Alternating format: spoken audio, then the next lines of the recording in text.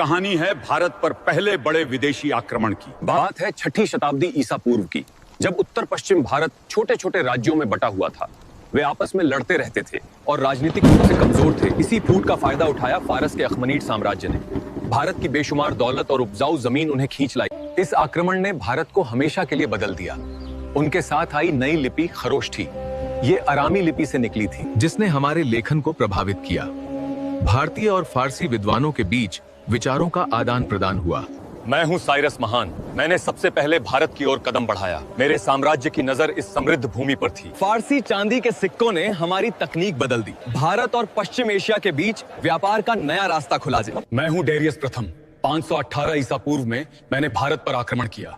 गांधार, सिंधु और पंजाब के हिस्सों पर कब्जा कर लिया। मैंने यहाँ अपनी प्रशासनिक व्यवस्था लागू की, क्षत्रप यानी गवर्नर नियुक्त किए और इन इलाकों को फारस का हिस्सा बना दिया। हम भारतीय सैनिक, खासकर गांधार के योद्धा, फारसी सेना में शामिल हुए।